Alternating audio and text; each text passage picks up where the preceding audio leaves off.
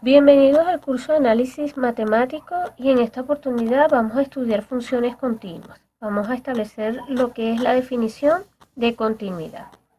Entonces, la definición de continuidad se desarrolla a partir de la definición de límite.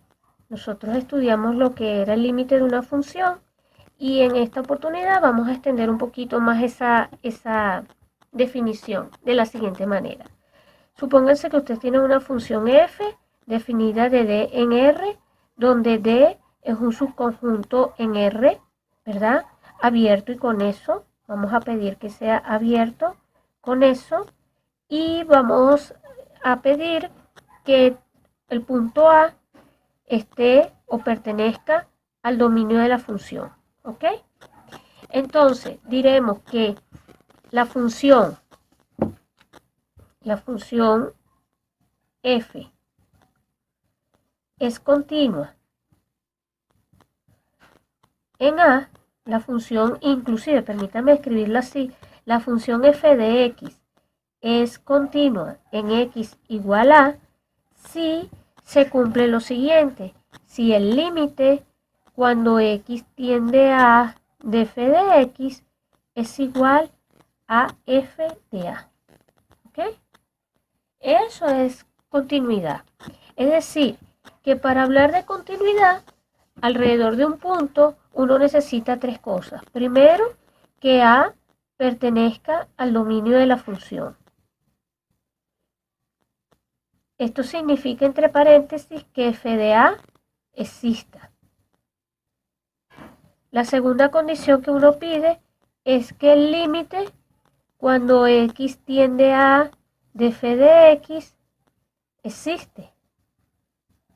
Y la tercera condición para hablar de continuidad es que f de a sea igual al límite.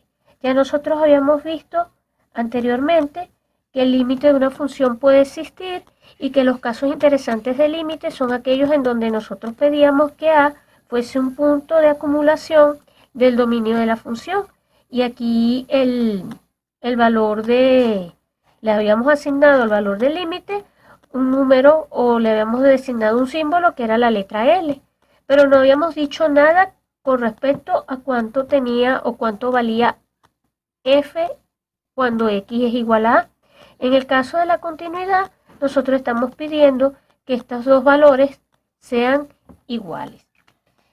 Analíticamente, eso se establece mediante la siguiente definición: f es continua en A, en x igual a, si y solamente si, dado epsilon mayor que 0, existe un valor delta que depende de epsilon y de A positivo, tal que si la distancia que hay entre x menos A es menor que delta, entonces el módulo de f de x menos f de a es menor que epsilon. Eso es lo que define la continuidad en términos de epsilon y de delta. En términos de conjuntistas, en términos de bolas, podemos decir que f es continua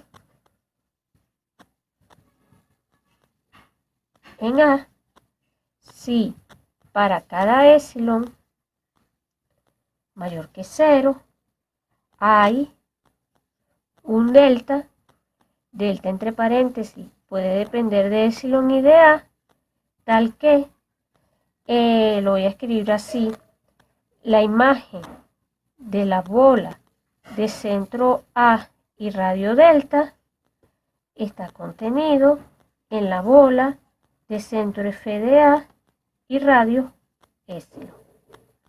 Eso es, aquí parece un 0, F de A y radio epsilon. Eso es lo que me permite a mí caracterizar continuidad en términos de bolas o en notación conjuntista. En términos gráficos, continuidad lo que te está diciendo es que si tú tienes una función definida, por ejemplo, aquí está A y por acá va la gráfica, pongámosle que sea una cosa como esta, por acá está A y esto es f de A, valores próximos en el dominio al punto A van a tener imágenes próximas en el rango a f de A. Eso es lo que te está diciendo la idea de continuidad. Entonces, cuando uno gráficamente ve gráficas, válgame la redundancia, ve una cosa que hace con esto, por ejemplo. Si este es el punto A, esta función no es continua acá, porque aquí está rota. Si ustedes pueden ver, los valores muy próximos acá al valor A, las imágenes, la imagen de mi altura acá y la imagen de acá, la imagen de la función, son muy distantes, se abren. Un ejemplo de algo que no es continuo, otro ejemplo de una función entonces discontinua, es, por ejemplo, si aquí está A, yo puedo tener una gráfica que haga esto, por la derecha, por ejemplo, y hago algo que haga esto, ¿verdad? Aquí vamos a tener que valores muy próximos a A, cuando yo aquí establezca un delta súper chiquitico, pues las imágenes, pónganle que aquí esté abierta y aquí esté cerrada, las imágenes de mi función f, las imágenes como ustedes pueden ver, van a estar o se van a encontrar muy separadas, tan separadas como esta distancia, llámenla epsilon sub 0. Va a ser una distancia epsilon sub 0 positiva. Entonces aquí pueden ver que no va a ocurrir que f de a menos f de x sea menor que epsilon para todo epsilon mayor que 0, siempre y cuando uno consiga, garantice la existencia de este delta chiquitico, delta menos a, perdón, delta más a y delta menos a, sino más bien ustedes pueden ver que esta distancia grande o van a tener una distancia fija aquí que siempre va a ser positiva. Entonces este es un ejemplo de una función discontinua, que no es continua, ¿ok? Y allí es porque sencillamente el límite no existe. El límite por la derecha y el límite por la izquierda dan diferentes y entonces uno se acuerda de la propiedad que acabo de decir. En este caso, el límite cuando x tiende a f de x no existe y allí falla la continuidad, ¿ok? La idea de continuidad es muy importante para todo lo que vamos a desarrollar a continuación, pero hay algunas propiedades importantes que quiero enunciar. La primera proposición que yo les propongo a ustedes que ustedes realicen como ejercicio, ya lo hicimos para el caso de los límites, es que si yo tengo una función f definida de D en R, y yo tengo un punto A perteneciente a D y que sea punto de acumulación, vamos a tener que f es continua en x igual a si y solamente si, ¿verdad? Para cada sucesión xn contenida en D, tal que el límite cuando n tiende a infinito de xn converja a, se tiene que la imagen, el límite cuando n tiende a infinito de f de xn va a ser igual a f de a. Esta es una proposición que nosotros demostramos cuando la habíamos enunciado en términos de límite. Habíamos dicho que una función tiene límite en un punto A, si y solamente si, para toda sucesión que converja al valor A, f de xn era igual a L. Ahora sí, la función, en vez de pedir que tenga límite, pedimos que sea continua, podemos enunciar la misma proposición, pero diciéndolo de esta manera. La función va a ser continua en x igual a si solamente si para cada sucesión convergente al punto A se va a tener que sus imágenes f de xn convergen a f de a. Esta proposición nos brinda una caracterización de la continuidad en términos de sucesiones y puntos de acumulación. ¿Ok? La segunda propiedad que tiene la continuidad es la siguiente, porque a partir de esta proposición tenemos el siguiente corolario. El corolario dice lo siguiente: f es continua en x igual a si y solamente si el límite cuando n tiende a infinito de xn es igual a y además puedo escribir lo siguiente. Bueno, perdonen acá que se ve feo. Vamos a tratar de mejorarlo.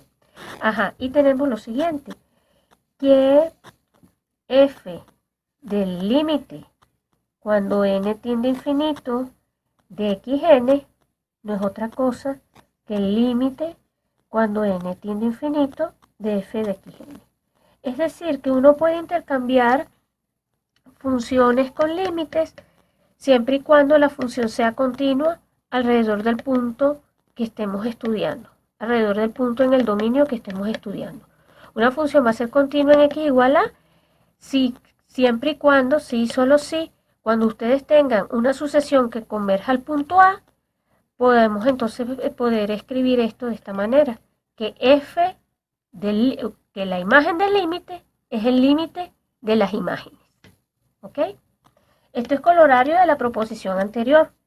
Y como última propiedad que me gustaría recapitular y que ya lo realizamos en los 3 videos anteriores, es el siguiente teorema. Si yo tengo dos funciones f y g definidas de un cierto dominio común en R, ¿verdad? Continuas en x igual a, ¿ok? Entonces, gracias a las propiedades de los límites, podemos concluir que f más g es continua